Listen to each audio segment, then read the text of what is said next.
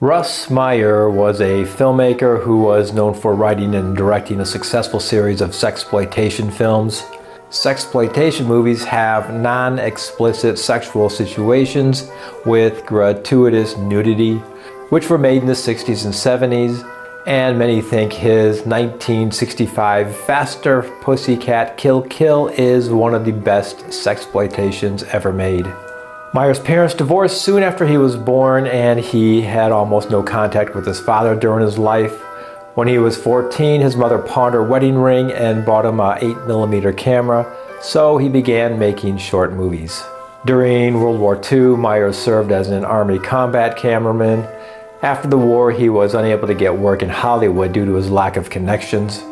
He made educational films for pay, freelanced as a still photographer for mainstream films, and took some of the early pictures for Hugh Hefner's Playboy magazine. Myers would go on to shoot 3 Playboy centerfolds during the magazine's early years, including one of his then-wife, Eve, in 1955, and later pictures of his third wife, Eddie, in '73. His first film in 1959, The Immoral Mr. Tease, cost $24,000 to produce and eventually grossed more than $1 million on the independent exploitation circuit. It's considered one of the first of the nudie cuties, as these movies came to be called. In 1964, his movie Lorna was his first attempt at moving away from sexploitation, although he always used sexy women in his films. That movie was about an unsatisfied wife of a salt miner who experiences sexual awakening after she was assaulted by and falls for an escaped convict. The movie's budget was $37,000 and made almost $1 million. He made Faster Pussycat Kill Kill in '65, which was a follow-up to an earlier film. Meyer said that he had just done a film called Motor Psycho, which was about 3 bad boys, and it had gone through the roof, so he thought, let's do one more with 3 bad girls. IMDb's synopsis reads, 3 thrill-seeking go-go dancers kidnap a young girl and attempt to swindle an old rancher and his 2 sons out of their small fortune, but their scheme does not play out as they intended. And I think the lead characters are just great. Haji, born Barbarella Catton, was a Canadian-born actress of British and Filipino descent and a former exotic dancer. She had worked with Meyer on the movie Motor Psycho, and she recommended Tura Satana to him. Tura Satana, born Tura Luna Pascual Yamaguchi in Hokkaido, Japan, and I'm not sure how much of her backstory is apocryphal. It goes like this. While walking home from school just before her 10th birthday, she was sexually assaulted by 5 men. According to Satana, her attackers were never prosecuted, and it was rumored that the judge had been paid off. This prompted her to learn martial arts, and over the next 15 years, she tracked down each rapist and exacted revenge. Lori Williams, born in Pittsburgh, said Russ didn't want to hire her because he didn't think she had a big enough bust. She told him that she could use push-ups in her bra. He didn't know whether it worked, but he finally casted her.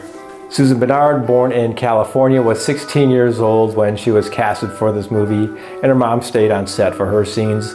Some trivia from the movie. For the fight scene between 2 of the women, Meyer told them not to rehearse in order to add to the realism. Because of this, you can see things such as actual hair pulling and them throwing sand in each other's faces. Myers gave the film its title because he claimed that a film title had everything in it when it contained speed, as in faster, sex with the pussycat, and violence with the kill kill. In Tarantino's Death Proof, the character Shauna is wearing a t-shirt featuring Satana's character with the words Badass Cinema. The band Faster Pussycat took their name from this movie. White Zombie used audio samples from the film on 4 of their songs. The movie's title song, Faster Pussycat, has been covered several times, most notably by The Cramps. The music video for the Janet Jackson song, You Want This, is a direct homage to the film. Operation Pussycat is a Japanese remake of the movie that was released in 2005. And there are a lot more bands, TV shows, and movies that have made references to this film. This movie had a budget of approximately $45,000 and was shot in black and white in order to save money. It received poor reviews and made only $36,000 at the box office. But as time went on, with the creation of the internet and DVDs, new audiences have discovered the movie. It has a score of 74% on Rotten Tomatoes and a 6.6 on IMDb. Hachi had movie roles up until 2003. She was featured as one of the top 1,000 most glamorous women of the 20th century in the book Glamorous Girls of the Century.